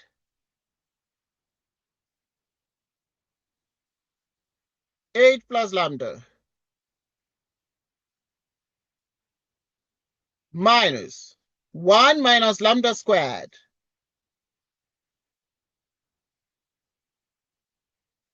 2 minus lambda. Plus 8 minus lambda. Plus 8 plus lambda. Equals 0. Let's check this out. So if you multiply everything here, you'd have this and this is going to be minus 2, because this and this is 2. This and this is minus lambda, giving us plus lambda with the minus outside. This is minus 2 lambda, is going to be plus 2 lambda squared. This is plus lambda cubed, and it's going to be minus lambda cubed plus 8 plus lambda equals 0. Right, so if you move these things to the other side, it's going to be a lambda cubed. Right, and then lambda cubed, and then minus 2 lambda squared. 2 lambda.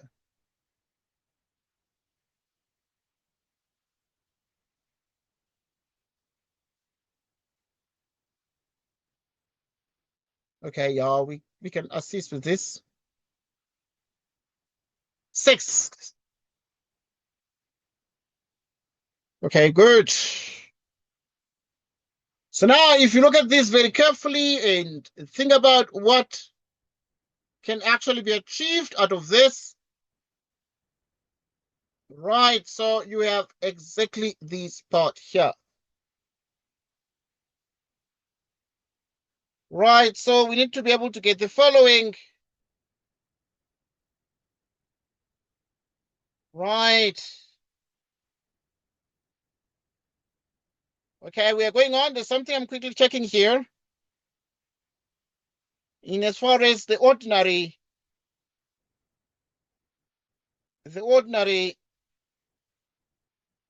eigenvectors of these are concerned, or eigenvalues of these remain concerned. Right, so if we have x cubed, just a minute.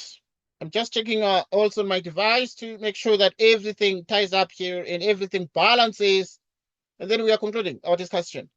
Minus 2x minus 6. Yeah, x cubed minus 2x cubed, x squared minus 2x minus 6. Right, so if that, then you would have that the eigenvalues. See, this is very, very interesting. Okay, just give a split second. Right, give a split second to. Right, give a split second. There's something I want to give as a comment about this matrix here. There's a general comment I want to give, but I need to actually verify everything. Right. I need to verify every single bit of thing I'm getting. Right, so in about a minute's time, I will verify that indeed what the truth is about this matrix here in general. I don't only rely on what we've got, but I want to also check what my calculator is going to give me in terms of the eigenvalues and the eigenvectors of these before I make a general conclusion about this matrix. To make sure that every assertion made about it. Now we have 1, 2, 1 first row, 0, 2, 5 second row, and then we have 1, 0, 1, 0, minus 1. Right, 1, 0, minus 1. Right, so yeah, this is an assertion I'm going to give about this particular matrix here, which is we got lambda cubed minus 2 lambda squared minus 2 lambda minus 6 equals 0. This is correct. Right, and then this is what I was saying. So there will be a couple of, there will be lambda 1 equals, or so these are complex. Remember checking this out some days back. So lambda 1 is going to be 3.20107. Lambda 2 is going to be minus 0.603506 minus 0.603506 plus 1.22747i. Then there's lambda 3, which is minus 0.603506 minus 1.22747i. Right, so with these eigenvalues, once again, we need to speak about the one of the least magnitude. So if you look at the fact that these ones would pretty much have magnitudes that actually compare because they are conjugates of each other.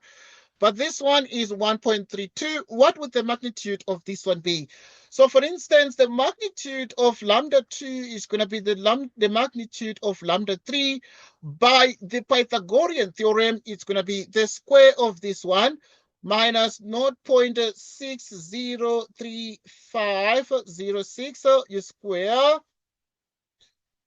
Right, so I said the magnitude of lambda 2, for instance, is going to be the big square root minus 0.603506. 1.22747 squared. Okay, so you take the square root of this. Okay. Right, so let us deal with the square root of this, because there are some complex roots. Okay, I just need to find the square root of this to find the estimate of this, and then we are pretty much done. So you'd have the square root of minus 0.603506. You close and you square it, plus 1.22747, close bracket squared. You get that this one is the magnitude, yeah? Because we're looking for the magnitude. The magnitude is 1.36780, because we're looking about the least magnitude. So 1.36780, and then we got about 1.4. So 1.4 is close to, is near, right? It is near 1.3. Now, because it is near 1.3, then we're able to actually see exactly that our answer is indeed correct. But we can see that the eigenvalues themselves, there are two complex ones, and there's one real one.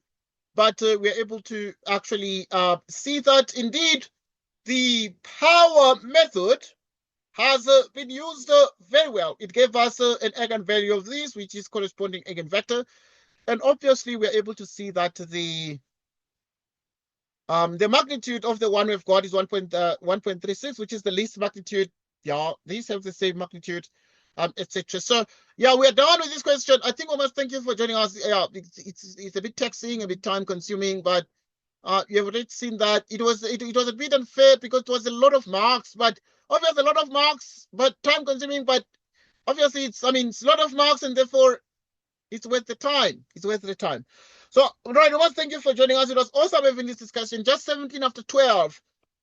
We shall obviously continue with our discussion in our next meeting and see how far we can go. But yeah, we're pushing to make sure that we exhaust enough ground for the kinds of questions that the kinds of questions you'll meet in the end of year assessment. Right, this is the answer we've got. The eigenvalue, we have got this one here of least magnitude and the corresponding eigenvector. Thanks again for joining us. Until next time, take care and goodbye. Thank you. Goodbye. Bye. Thank you.